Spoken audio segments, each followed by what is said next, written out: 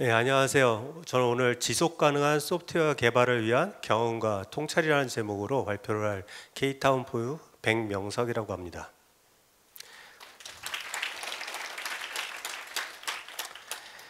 예, 간단하게 제 소개를 드리면 큰 회사를 3개 다닌 것 같아요. 그리고 작은 회사를 3번째 다니고 있고, 그래서 지금 K타운 포유에서 K팝 글로벌 온라인 통합 플랫폼을 하고 있습니다. 예, 제가 오늘 발표드릴 목차인데요. 제가 그 코로나 시절에 많이 들었던 질문들이 있어요. 공통되는 질문들이 있어서 질문들에 대해서 공유를 드리고, 개발 관련된 어떤 교훈적인 것들, 그 다음에 일하는 방법에 대한 것들, 이런 부분들로 나눠서 말씀을 드리도록 하겠습니다. 예, 먼저 규율이라는 걸 먼저 말씀을 드리고 싶어요. 규율은 이제 본질적인 부분, 임의적인 부분 이렇게 나눠져 있는데요. 본질적인 부분은 존재의 이유, 권위를 부여하고 이런 부분이고, 임의적인 부분은 형태나 실체 이런 걸 얘기를 해요. 근데 이거 임의적인 부분이 없으면 규율이 이제 존재가 불가능한 이제 그런 부분이 있거든요. 이 사진은 외과의가 이제 수술에 들어가기 전에 손을 닦는 장면이에요. 근데 이 손 닦을 때 임의적인 부분을 보면 손가락의 각면, 내면이 있겠죠, 그죠? 내면을 10번씩 염소 표백제로 닦는다 이런 말이 있어요. 굉장히 부담스러운 얘기죠. 근데 사실 본질적인 부분은 손이 깨끗해야 된다는 얘기거든요. 근데 제가 오늘 말씀드릴 때 좀 규율적인 부분에 대해서 많이 강조를 드릴 수 있을 것 같아요. 근데 그런 부분에 대해서 거부감을 느끼시면 받아들이실 때 좀 어려움이 있을 수 있으니까 약간 과해 보이더라도 본질적인 부분에 좀 더 집중하면서 들려주시면 고맙겠습니다.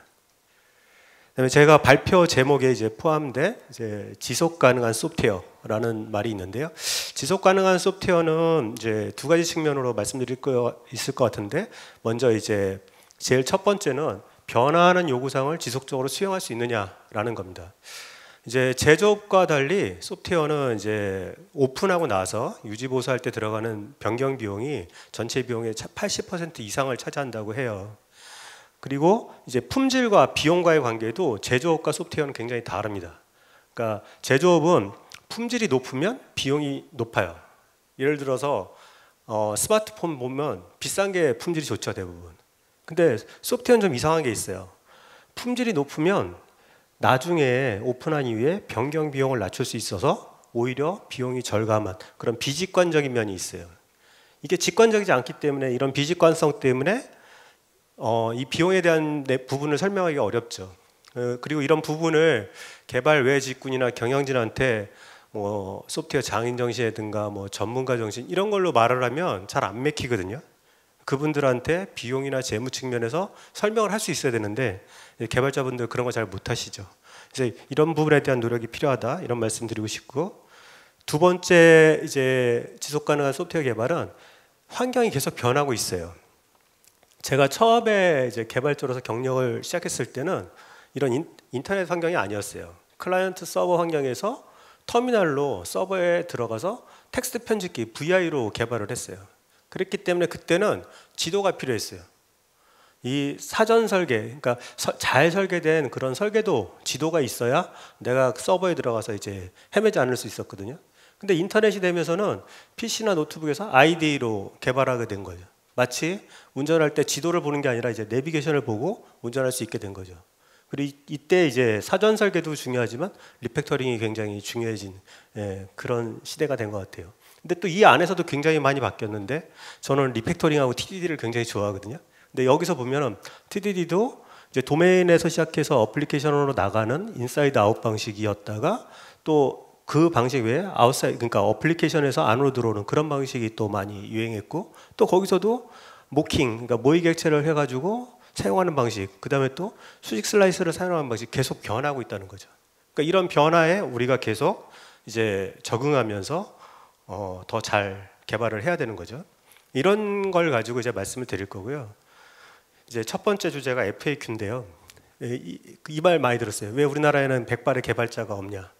이제 로버트 C 마틴, 클린 코드로 유명한 분이죠. 이분이 52년생이고, 마틴 파울러 리팩터링 책 쓰신 분이죠. 63년생이고, TDD 만든 켄트 백은 61년생이에요. 그러니까 뭐 여기서 켄트 백이 저보다 한 10살 정도 많으시거든요. 근데 이분은 9살 때 실리콘밸리에서 개발자 아버지의 책을 보고 공부를 했대요. 근데 저는 중고등학교 때는 베이직 정도 한 것 같아요. 대학 가서 제대로 이제 프로그래밍을 한 거 그런 것 같고, 그러면 거의 한 이분하고도 이제 20년 이상 그렇게 차이가 나는 거죠. 그러니까 저희도 아마 이제 곧 개발자 시니어 개발자가 관리가 아니라 정말 개발을 하는 그런 개발자들을 많이 볼 수 있을 것 같습니다. 그다음에 많이 드는 질문이 무엇이 힘들어서 이직하려고 그러는데 어떻게 하면 좋냐, 이런 질문을 많이 받았어요. 그 이직하면 해결되나? 예, 그런 거죠. 회사를 왜 다니나부터 먼저 보면 될 것 같아요. 예, 저는 회사를 다니는 이유는 내가 회사에 뭔가 기여할 것이 있는가, 그다음에 이 회사를 다니면서 뭔가 배울 것이 있는가, 그리고 지금 이 회사를 다니는 게 앞으로 나한테 도움이 되는가. 이 세 개 중에 한 개 정도만 만족되면 다닐 만한 회사인 것 같아요. 2개 이상이면 굉장히 좋은 회사고요. 근데 셋 다 만족이 안 된다라고 하면 뭐 이직을 할 수도 있겠죠. 혹은 지금 만족이 되는데 더 좋은 회사를 찾아서 이직할 수도 있어요. 근데 그럴 때는 그 회사의 회사, 조직, 리더의 방향성이 나와 잘 얼라인이 되는가? 그 다음에 나는 그 회사의 네임밸류가 아니라 내가 거기 가서 할 일이 너무너무 기대되는가? 이런 걸 보고 결정을 하는 것 같아요. 그리고 처우도 중요해요.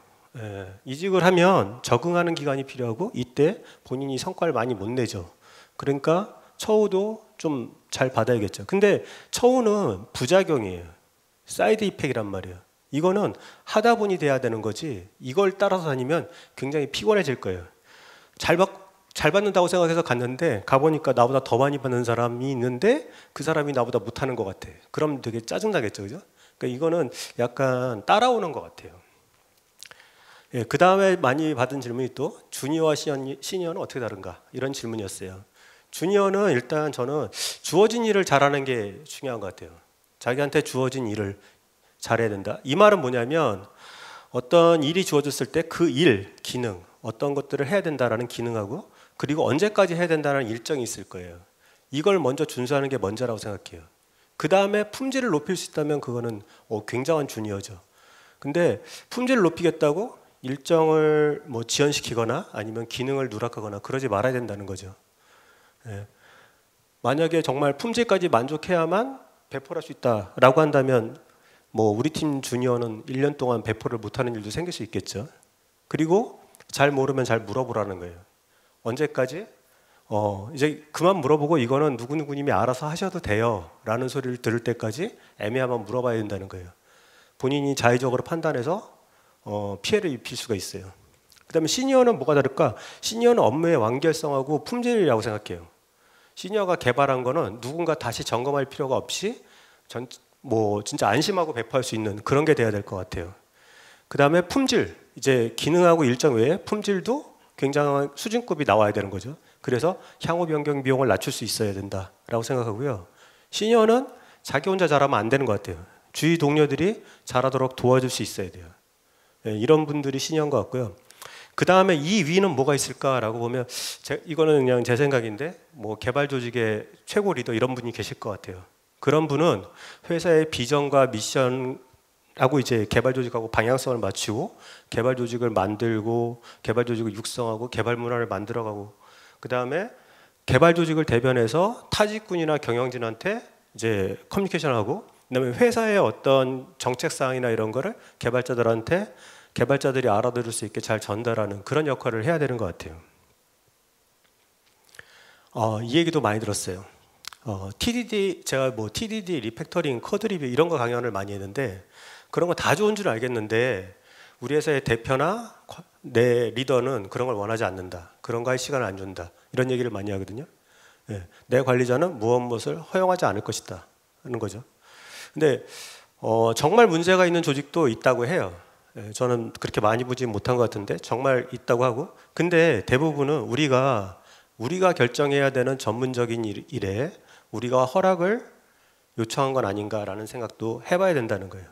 요리사가 있어요. 요리사가 레스토랑에 고용돼서 요리를 하는데 칼을 갈지 말지 설거지를 할지 말지를 사장님한테 물어보냐는 거죠. 그 사람이 위생적으로 요리를 하고 그 다음에 요리를 효율적으로 하려면 칼을 갈고 설거지를 해야 되는 거죠. 요리만 할 게 아니라. 개발자도 마찬가지라는 거죠. 무엇을 언제까지? 그러니까 일정하고 기능이죠. 이거는 사실은 저는 경영진이나 아니면은 개발 조직의 요구사항을 말하는 어떤 조직에서 결정할 수 있는 부분이라고 생각해요. 근데 어떻게는 이제 개발 실제로 일을 하는 우리가 정해야 된다는 거죠. 우리가 전문성을 가지고 정해야 되는 영역이다. TDD를 할지, 리팩터링을 할지, 코드 리뷰를 할지 그런 거는 이런 어떻게는 허락이 필요한 게 아니라 우리가 일을 잘하기 위해서 필요한 것이다 라고 생각이 들고요. 그래서 일정 내에 원하는 기능을 제공한다면 그러니까 무엇하고 언제까지를 만족시킨다면 어떻게는 우리가 제일 잘하는 방법으로 결정을 해야 된다라고 생각을 합니다. 그리고 또 이런 게 있어요. 커뮤니케이션을 할 때 개발자들끼리만 얘기하고 아니면 뭐 기획자랑 정도 얘기하면 괜찮은데 영업 조직이나 경영진하고 얘기할 때 이런 일이 생길 수 있어요. 대립이나 갈등 상황이 생길 수가 있어요. 예, 대부분의 개발자는 이런 상황을 꺼려요. 예, 예를 들면 어떤 뭐 경영진이나 영업 리더가 어떤 요청을 했어요. 근데 개발 조직에서 얼추 보니까 한 2달 정도 걸릴 것 같아요. 근데 영업 조직하고 개발에서는 그게 한 달 안에 돼야 정말 좋은 거다라고 얘기를 하는 거예요. 그래서 안 된다고 그래요. 그랬더니 막 어떤 분이 막 화를 내요. 막 책상을 두들기면서 화를 내요. 그랬더니 불편해서 그러면 그렇게 한번 맞춰볼게요 라고 한단 말이에요. 그러고 나서 한 달이 돼서 오픈을 했는데 퀄리티가 안 나오면 이 개발자들이 퀄리티를 못 맞췄다라고 욕을 먹겠죠. 그리고 그렇게 한번 책상을 치고 화를 내니까 2달짜리를 한 달로 줄여줬어요, 개발자들이. 그러면 그 다음에도 일정이 많이 걸리는 걸 당기기 위해서 그분들은 다시 책상을 치고 화를 내겠죠, 그죠? 그러니까 이런 것들은 내가 결정할 수 있는 거라면 충분히 끝까지 반대를 해야 된다고 생각을 해요. 그 다음에 이 얘기 되게 많이 해요, 개발자분들. 뭐 TDD, 리팩터링 특히 그런 거 얘기하면 나도 다 알아. 나 다 아는데 시간이 없어서 못하지. 내가 실력이 없는 게 아니다. 이런 얘기를 많이 하거든요. 자, 시간이 없을까요? 실력이 없을까요? 시험을 봐요. 1시간 동안 시험을 봐야 돼요. 근데 나는 1시간 동안 시험 보면 70점밖에 못 맞을 것 같아. 그러니까 2시간 보면 90점 맞을 것 같아. 그 사람 성적이 90점이에요? 70점이에요? 그 사람 성적은 70점이에요. 부족한 거는 학습을 통해서 보충해야 되는 거지 시험 시간을 늘릴 수는 없는 거예요. 안 하는 것만큼 보인다는 말이 있죠. 내가 어떤 책을 봤어요. 그러고 나서 경험을 좀 쌓고 다시 그 책을 보면 안 보이던 구절이 보여요. 내가 지금 오늘 품질을 높이려고 일정을 더 써요. 근데 그러지 말고 오늘 내가 이 일정으로 이 정도의 품질만 만들 수 있으면 그렇게 하고 배포를 해야 돼요. 그러고 나서 나중에 다시 한번 그 코드를 보면 내 도메인 역량이나 기술 역량이 높아져서 그 코드를 개선할 수 있는 역량이 쌓일 거예요. 그때 잘하면 돼요. 예. 그리고 이제 품질이 항상 100점이어야 되나 이런 고민이 좀 들어요. 예. 이거는 이제 프로덕트는 뭐 품질이 정말 최상이어야 된다 이렇게 뭐 얘기를 하는데 이 프로젝트는 좀 다르잖아요. 비용, 시간, 범위 이런 게 있어요. 그러니까 이 안에 품질이 있고 이 세 가지의 조화 속에서 일정 수준의 품질이 만들어지는 거지 이 세 가지를 무시할 수는 없는 거죠. 예. 그리고 우리가 지금 프로젝트 방식으로 일을 하고 있는지 내가 지금 프로덕트 방식으로 일을 하고 있는지 잘 좀 살피는 노력이 필요할 것 같아요. 실용적이어야 된다. 트레이드오프가 있다. 그 다음에 무엇을 공부해야 되냐고 물어봐요. 이것만 공부하면 되나요? 이렇게 물어보거든요. 근데 이거는 버크민스터 풀러라는 사람의 지식배가 곡선이라는 거예요. 1900년대에는 지식이 2배가 되는데 100년이 걸렸어요. 근데 2020년에는 12시간 정도가 걸린다 그래요. 챗GPT가 나온 23년에는 얼마가 걸릴까요? 더 짧겠죠, 그죠? 그러니까 뭘 많이 알고 있냐 이런 게 아니라 얼마나 잘 배울 수 있냐 이게 더 훨씬 중요한 거죠. 그 다음에 이거는 이제 그 모던 소프트웨어 엔지니어링이라는 책에 나오는 문구인데요. 소프트웨어 개발은 디스커버리와 그러니까 발견과 탐색의 과정이어서 잘하려면 배우는 거에 전문가가 돼야 돼라는 거예요.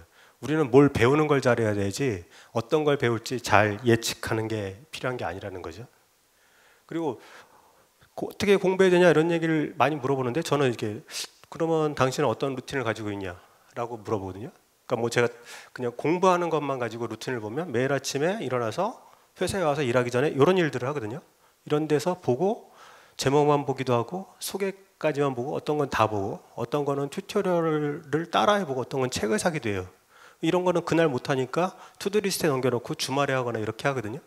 이런 걸 매일 한다는 거죠. 근시일 내에 할 일에 관계된 거를 투자하면서. 근데 이런 루틴을 가지고 있으면 내가 바쁘고 급한 일이 있어도 이걸 매일 할 수가 있어요. 근데 루틴이 없으면 바쁜 일이나 급한 일이 있으면 공부를 계속 등한히 하게 되겠죠.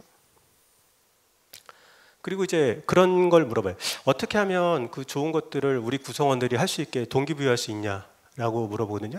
근데 이거는 이제 샌드로 망쿠소라고 소프트웨어 장인정신 책 쓴 분이 한 얘기인데 되게 와닿는 내용이라 좀 보면요. 어떻게 하면 영감을 부여할 수 있냐? 좌절할 준비를 해라. 못한다. 자신만 제어 가능하다. 자신도 제어 잘 안 되죠. 나 아침에 일찍 일어나서 운동해야지라고 마음 먹으면 그게 잘 되나요? 잘 안 되잖아요, 그죠? 예, 자기도 힘들어요. 타인은 제어 불가능한 거예요.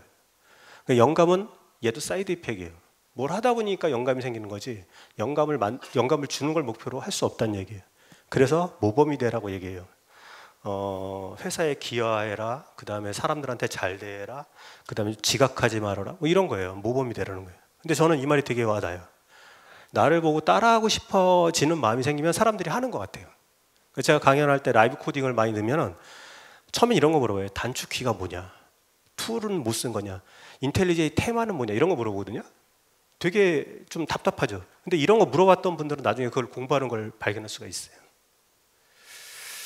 그리고 이제 개발자 동기부여를 위해서 하지 말아야 되는 결정들이 있어요. 이게 어떤 결정이 회사와 업무, 성과에 기여하기 위한 결정이냐 아니면 개발자들의 그 호기심이나 경력을 위한 결정이냐 이런 거예요. 예를 들면 리텐션. 이거를 팀장이 안 들어주면 이 팀원이 퇴사할 것 같아. 이런 거예요. 레거시예요. 그래서 새로운 기술을 도입하기 되게 힘들어요. 얘는 되게 오래된 레거시 서비스라. 그래서 운영 툴에다가 굉장히 다양한 언어와 기술이나 이런 거를 막 적용한 거예요. 아니면 또 과한 기술을 도입하는 거예요. REST API 하나 만들면 되는 거를 과도한 아주 복잡한 ETL을 써요. 자, 이런 거 그 리더가 구성원이 할 수 있게 허락한다고 해서 그 사람이 남아 있느냐? 예, 떠날까 봐 승인해요. 그러면 이 사람이 이런 걸 했던 걸 자기 경력에 추가해요. 이걸 가지고 이직을 해요. 그리고 남는 사람들은 이 오버 엔지니어링 된 거를 운영하려고 어려움을 겪게 돼요. 하지 말아야 되는 거죠. 그리고 성장에 대해서 굉장히 많이 얘기하세요. 특히 코로나 때 그런 것 같아요. 인터넷을 통해서 잘하는 분들이 많이 보이니까 그러는 것 같은데, 자, 성장 왜 해야 되나요? 직업인으로서의 성장을 얘기할 거예요. 직업이 뭔가요? 직업을 뭔가 보면 job, occupation, do for a living 이런 말이 있는데 다 마음에 안 드는 말이에요. 별로 수동적이고 약간 정말 먹고 살기 위해서 해야 된다는 건 너무 좀 끔찍하잖아요. 근데 예전 다음 때 부사장님이 하신 말씀인데 사회인은 전문가여야 한대요. 이 전문가가 뭘까? 네, 정말 잘해야 되는 거죠. 엑스퍼트 아니면 프로페셔널 이럴 수 있을 거예요. 이 링크에 있는 기사를 보면 드라이퍼스 모델이라는 게 숙련도를 나타내는 5단계인데 이걸 가지고 개발자들의 전문성을 이렇게 비교해 놓은 게 있어요. 초급자는 매뉴얼을 보지 않으면 못하는 거예요. 초중급자는 매뉴얼을 안 보고도 할 수 있는 사람, 능숙자는 이제 빨리 개발할 수 있는 사람, 숙련자는 빨리 하는데 품질도 좋은 사람. 여기 마지막에 전문가, 이제 프로페셔널 엑스퍼트가 있죠. 이 사람은 코드 리뷰를 하는 아키텍트고 주로 소프트웨어 품질을 관리하고 숙련자들이 할 수 있는 실수를 줄여줄 수 있는 능력을 가진 사람이에요. 네, 이런 전문가가 되는 거가 이제 성장이라는 말이죠. 그리고 워라벨이란 말 많이 하잖아요. 제가 하루에 시간을 어떻게 쓰나 한번 봤어요. 근무 시간이 8시간이고 점심시간 1시간에서 9시간이에요. 그 다음에 제가 출퇴근에 1시간 정도가 걸리고 출퇴근 준비하는데 보니까 아침에 30분, 저녁에 30분은 걸리는 것 같아요. 그럼 3시간이란 말이에요. 그러고 7시간 정도 자요. 그러면 5시간 남아요, 하루에. 그러면 어떤 시간이 즐거워야 되냐는 거예요. 12시간이냐 아니면 이 5시간이냐. 잠자는 동안 즐거울 수도 있겠죠. 그죠? 네. 행복은 기쁨의 강도가 아니라 빈도라고 이제 이 책에 나와 있는데요. 우리가 많은 시간을 보내는 일하는 시간에서 즐거워야 돼요. 그러려면 잘해야 되는 거죠. 자기가 잘하는 일을 할 때 즐겁지 뭐 되게 못하는 일을 구박받으면서 하면서 즐거울 수는 없잖아요. 그죠? 그래서 우리는 엑스퍼트, 프로페셔널이 돼야 된다. 그리고 이제 뭐 TDD나 코드리뷰 이런 걸 처음 접하면 어려운 기술로 여겨지거든요. 어려운 기술을 배우는 방법 어떻게 하는 게 좋을 건가? 쉬운 문제로 배워야 돼요. 쉬운 문제로. 이 켄트백 트윗에 나온 건데요. 한 번 푼 문제를 TDD로 다시 풀면서 TDD를 익혀볼 수 있다. 이런 얘기를 하는 거예요. 그러니까 어려운 문제를 풀 때는 쉬운 문제로. 근데 어려운 문제를 풀 때는 쉬운 기술로, 익숙한 기술로 해야 돼요. 업무에서 내가 지금 시급을 다투는 일을 내가 뭔가 배우려고 하는 기술을 할 수는 없는 거예요. 근데 내가 어려운 기술을 배운다면 굉장히 쉬운 문제로 접근해야 된다는 거죠. 그리고 어려운 기술을 배울 때 이거는 이제 그 마틴 파울러 블로그에 있는 거고, 그 다음에 요 말은 요 책에 있는 말이에요. 그러니까 빈도, 어떤 행위를 하는 빈도와 고통의 정도예요. 빈도가 그러니까 짧으면 고통이 별로 없어요. 자주 하는 일은 어렵지 않아요. 근데 가끔 하는 일이 힘들어요. 연말정산 다 힘들죠, 그죠? 연말정산이 어렵지 않아요. 어려운 게 아니라 1년에 한 번 하니까 어려운 거라고요, 그죠? 그게 어렵다면 자주 하면 되는 거예요. 그 다음에 어려운 기술을 배울 때 유의할 게 있어요. 우리는 이렇게 사선으로 성장한다고 생각을 하고 있어요. 근데 실제로는 고통의 계곡이라는 게 있다는 거예요. 우리가 이렇게 어떤 기술을 쓰고 있다가 새로운 기술을 적용하잖아요. 그러면 웅덩이에 푹 빠져요. 그래서 여기서 믿음을 가지고 열심히 노력해서 여기서 나오면 이제 확 증가하는데, 여기서 못 나오면 이 기술은 우리한테는 안 맞아. 이건 책에서나 되는 거야. 이건 못 써. 이렇게 하고선 기술을 원망하죠. 한 30년 동안 그 기술을 잘 쓰고 계신 분들도 계신데, 그러니까 항상 새로운 걸 도입할 때 여기 빠질 수 있다. 그러니까 여기서 빠졌을 때 잘 나와야 된다. 그런 말씀을 드리고 싶고요. 그다음에 개발에 관련된 걸 좀 보면, 이거는 이제 기술 부채에 대한 거예요. 마틴 파울러의 이제 설계 체력 가설이라는 그런 그래프인데요. 좋은 설계 가지고 있으면 계속해서 속도가 좋아요. 누적해서 기능을 제공하는 게 떨어지지 않아요. 근데 설계가 나쁘면 처음엔 괜찮은데 나중에 느려져요. 처음엔 오히려 더 빠르죠. 근데 일정 수준이 지나면, 여기가 설계 수익 라인이라는 건데 설계 수익 라인을 지나면 더 떨어져요. 그래서 이 부분에서 내가 이득을 얻으려면, 이 부분에서 이득을 얻으려면 일정으로 해서 품질을 의도적으로 희생한 거여야 돼요. 실력이 없는 게 아니라 내가 알고 의도적으로 희생을 한 거야 의미가 있다는 거예요. 의도적 희생이어야 돼요. 충분히 잘할 수 있어야 된단 말이에요. 내가 충분히 돈을 갚을 수 있는데 이 돈을 빌려서 더 크게 성장하려고 돈을 빌리는 거지, 돈이 없어서 빌리면 안 된단 말이에요. 돈이 없어서 빌리면 못 갚잖아요, 그죠? 그러니까 제대로 관리 못하면 시간이 지나면 개발 리소스는 더 들어가고 개발 성장성은 떨어져요. 아키텍처가 안 좋고 설계가 안 좋은 건 최장암 같아요. 최장암은 발견되면 손을 못 쓰잖아요. 아키텍처 부족은 너무 늦었을 때만 측정할 수 있어요. 그러니까 평상시에 관리를 잘 해야 되는 거죠. 그 다음에 동작하게 하는 거랑 잘 만드는 거랑 어떻게 해야 되냐는 거예요. 두 개를 동시에 할 수는 없거든요. 잘 안 돼요. 어떻게 할까?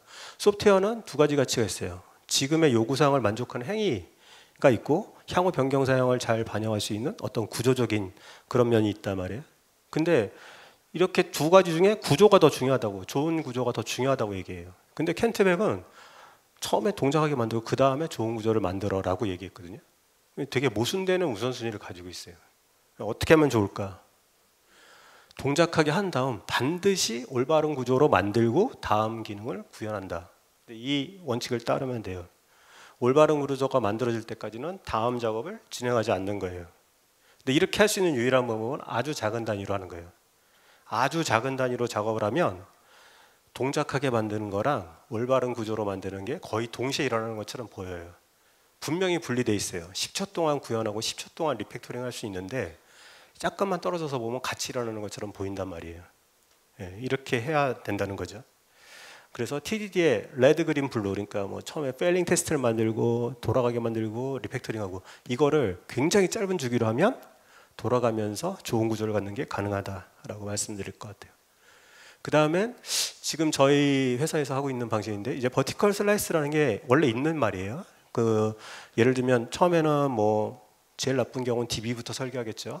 근데 좀 괜찮은 방법이라면 도메인을 설계할 거예요. 도메인을 잘 설계한 다음에 어플리케이션의 기능을 하나씩 추가하는 방향으로 레이어드 아키텍처를 따라갈 거예요. 근데 이렇게 해야 되는 영역이 있는데 되게 간단한 영역은 그러기 너무 좀 쓸데없이 복잡해지는 거예요. 그래서 하나의 기능별로 엔드투엔드로 다 구현을 하는 거예요. 그거를 버티컬 슬라이스라고 하는데 계층별로 구현하지 않고 엔드투엔드로 한 가지씩 구현해요. 그래서 언제나 동작하고 테스트 가능하고 배포되는 걸 가지고 있어요. 근데 여기서 주의할 점은 이렇게 그냥 스프링 MVC, 스프링 웹 어플리케이션으로 치면 컨트롤러에다가 모든 기능을 구현하는 거예요. 근데 그러다가 복잡해지면 리팩터링을 해서 잘 분리해야 돼요. 근데 이걸 못하면 처음부터 잘 설계하고 가는 게 나아요. 근데 잘하면 이 방법이 훨씬 더 효율적이죠. 그리고 이제 코드 리뷰는 제가 강의도 많이 했고 질문도 많이 드는 거라 좀 넣어봤는데요. 원래 목적은 버그나 장애를 사전에 방지하는 거예요. 근데 제가 큰 회사에 있을 때는 리팩터링이나 설계 기법 등을 이제 의견을 줘서 구성원들의 역량을 증대하기 위한 수단으로도 많이 사용을 했어요. 근데 이제 생각이 바뀐 거예요. 지금 회사는 되게 작은 회사거든요. 그래서 큰 회사의 리더로 있을 때는 약간 방향을 제시한다, 뭔가를 보여준다 이런 느낌이었고 지금은 굉장히 작은 조직이란 말이에요. 여기는 제가 해야 돼요 가끔. 그래서 이제 관점이 많이 바뀌게 됐어요. 그래서 이제는 가독성이 제일 중요해요. 코드를 보고 이해할 수 있느냐, 코드가 머릿속에 들어오냐. 그래서 이 링크는 제가 그 GitHub에 메모로 정리해 놓은 건데 컴포지트 메소드 패턴이라는 게 있는데 얘가 준수가 되면 코드가 가독성이 좀 좋아지는 것 같아요. 그리고 이 책에 있는 내용들이 그런 거에 좀 도움이 되는 것 같고요. 그 다음엔 유지 보수 가능하냐요. 자, 이해할 수 있는 수준으로 배포가 됐어. 근데 나중에 우리가 변경을 하려면 변경 가능하냐는 거예요. 이 그림은 이제 그 펑셔널 코어 앤 임퍼러티브 쉘, 이거 임퍼러티브 쉘을 뮤터블 쉘이라고도 해요. 그런 이제 개념이 있는데 여기서 알려진 임퓨어, 퓨어, 임퓨어 샌드위치라는 그림이에요. 근데 여기서 이 처음에 그런 거예요. 데이터를 읽어오는 빵. 그 다음에 그 데이터에 대해서 뭔가 진짜 순수하게 비즈니스 로직을 가지고 있는 속. 그 다음에 그 데이터를 저장하거나 뭐 다른 API를 호출하는 빵. 이렇게 코드를 나눠야 된다는 거예요. 그래서 이렇게 되면 이 속을 우리가 리팩터링하고 계산하는데 굉장히 큰 도움을 얻을 수 있다는 것을 말씀드리고 싶고요. 그 다음에 코드 리뷰할 때 이해되지 않으면 어떻게 해요? 오프라인 코드 리뷰를 요청하거나 막 이해하려고 너무 애를 쓰죠. 그러지 말고 바로 거절하는 게 제일 좋다. 항상 거절할 수 있는 단위로 일했으면 좋겠다. 매몰 비용 오류라는 건 뭐냐면 지금까지 투여한 시간과 리소스가 아까워서 틀렸는 걸 알면서도 클릭하는 거예요. 그게 매몰 비용 오류거든요. 그렇게 안 일어나게 최대 4시간이 넘어가면 안 된다. 하루에 2번은 리뷰할 수 있어야 된다.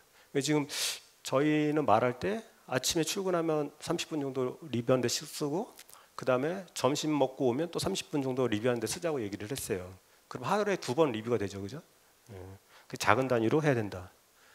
그 다음에 코드 리뷰할 때 이 맥락이라는 게 있어요. 이 맥락이 너무 이제 중요한데 저자는 그 코드를 작성한 사람 맥락이 있고 리더는 없어요. 이게 너무 큰 차이예요. 시간이 지나면 저자도 잊어버려요. 결국 코드밖에 안 남고 이제 맥락이 없어서 생기는 문제들이 생겨요. 그 오프라인 코드 리뷰를 요청하면 이 맥락이 없기 때문에 저자가 이거 별거 아니야, 괜찮아, 되게 잘 되는 코드야라고 빠르게 설명했을 때 반대를 못해요. 시간을 갖고 읽어봐야 되는데 그러지 못하는 거죠. 속도가 다른 거죠, 서로. 그래서 잘 이해 안 가면 거절하는 게 제일 좋은 것 같다. 그런 얘기고요. 그 다음에 코드 리뷰할 때 조기 최적화가 있어요. 야근이 유한학거나 니디 그 뜻이죠. 그러니까 이런 거 필요 없을 거야가 여야 되는데 이게 필요할 거야라고 해갖고 더 많은 기능을 넣는 거죠. 그러지 말고 가독성에 먼저 집중해야 된다. 당신은 무엇이 되고 싶냐? 예언가? 이런 게 필요할 거야를 잘 맞추는 예언가가 될 거야? 아니면은 나중에 필요하면 설계를 잘 고칠 수 있는 사람이 될 거야 라는 거죠. 그다음에 일하는 방법에 대한 건데요. 신뢰가 되게 중요해요. 일을 잘하려면, 하고 싶은 일을 하려면 신뢰가 있어야 돼요. 이 신뢰를 구축하기 위해서 처음에는 내가 더 잘할 수 있어도 시키는 대로 하는 거예요. 시키는 방법대로. 내가 그걸 잘한다는 걸 보여주는 거예요. 2단계에서 신뢰가 생기면 개선을 제안할 수가 있어요. 그러면 이제 처음부터 이 방법을 하지 왜 처음엔 1, 2년이냐 그러면 처음부터 이 방법을 하면 얘는 시간도 좀 걸리고 이 방법하고 이 방법하고의 차이가 측정이 안 돼요. 근데 이 방법으로 시작하면은 이제 개선 정도를 보여줄 수가 있는 거죠. 그럼 더 신뢰가 쌓이겠죠. 그런 다음에는 안 물어보고 최선의 방법으로 일을 할 수가 있는 거예요. 이렇게 일을 해야 된다. 그 다음에 일을 할당하는 방법을 보면 일에 사람을 할당할 수 있어요. 어떤 프로젝트가 있는데 여기다가 뭐 몇 명을 넣어 이렇게 할 수 있고, 사람의 일을 할당할 수가 있어요. 어떤 팀이 있는데 그 팀한테 이 일을 줘. 사람의 일에 사람을 할당하면 세 가지 일이 있는데 팀원이 3명이야. 그럼 한 개씩 준단 말이에요. 그럼 서로 공유가 안 돼요. 그리고 다른 사람이 해야 되는 일을 내가 못하기 때문에 대기가 발생하고 병목이 생겨요.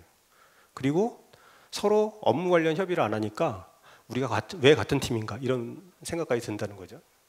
근데 사람의 일, 그러니까 팀에다가 일을 주는 거예요. N명이 있는 팀한테 N가지 일을 주는데 N개를 동시에 하는 게 아니라 한 번에 하나씩만 하는 거예요. 한 가지 일을 여러 사람이 하는 거예요. 그러면서 공유가 돼서 이 전문성과 지식이 축적이 돼요. 팀워크도 생기고 되게 몰입해서 일할 수 있어서 즐거워져요. 대기도 제거되고요. 예, 그 다음에 이제 사람이나 기억력에 의존하지 말아야 돼요.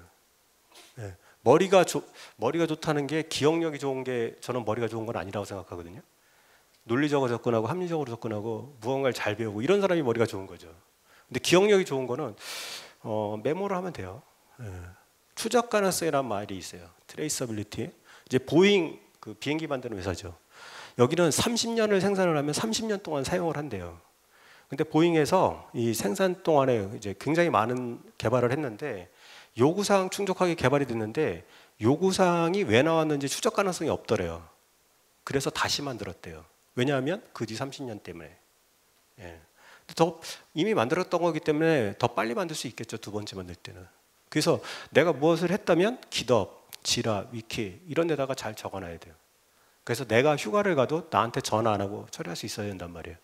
내가 여기다 작성을 했으면 내가 실제로 검색할 법한 키워드를 검색을 해봐야 돼요. 잘 나오나. 여기까지가 일을 하는 거죠. 그 다음에 놀래키지 말기. 예. 저만 그런지도 모르겠는데 대부분의 리더들은 놀라면 화를 내요. 예상치 않은 일이 일어나면 화를 내요. 일이 발생하는 후에 이런 일이 생겼어요. 자기 혼자 꾸역꾸역 해보려고 그러다가 안 되니까 이제 공유하는 거죠. 그럼 놀라고 화를 내요. 근데 사전에 이슈가 될 만한 일을 다 공유한 다음에 대안까지 미리 이런 일이 생기면 이렇게 할 거예요 라고까지 공유를 했다면 이슈가 발생해도 놀라지 않아요. 왜냐하면 이 사람이 그런 일이 생기면 이렇게 대안을 하겠다고 말을 했으니까. 실례로 제가 같이 일했던 후배 중에 어떤 분은 서비스를 오픈하는데 동일한 실수를 반복적으로 하고 자기가 그거를 스스로 풀려고 시간을 들인 다음에 문제가 더 커진 다음에 얘기하는 거예요. 그러면 정말 화가 나거든요. 근데 어떤 분은 오픈하기 전에 타임테이블을 갖고 와서 언제 뭐 할 거고 언제 뭐 할 거고 요때 이런 문제가 생길 수 있을 것 같다. 그때 난 이렇게 하겠다. 이런 얘기를 해요. 그러면 그 사람이 하는 거는 굉장히 신뢰하고 믿음을 가지고 볼 수가 있겠죠. 그리고 내 말이 틀리다 네 말이 틀리다로 싸우는 건 이제 그만해야 돼요. 국민소득 3만 불이 넘으면 임금이 비싸져서 더 이상 열심히 해서는 잘 살 수가 없대요. 열심히 알려진 방법으로 열심히가 아니라 뭔가 새로운 방법으로 혁신이 필요하다고 얘기를 해요. 그리고 4차 산업혁명 이후에 규모와 복잡성이 굉장히 증가했단 말이에요. 똑똑한 소수가 전체를 감당하는 게 이제 불가능해요. 다양성과 구성원의 다양성과 전문성을 존중해주고 이분들이 다 잘하게 도와줘야 된다는 거죠. 누가 맞는지가 그 중요한 세상은 이제 끝났어요.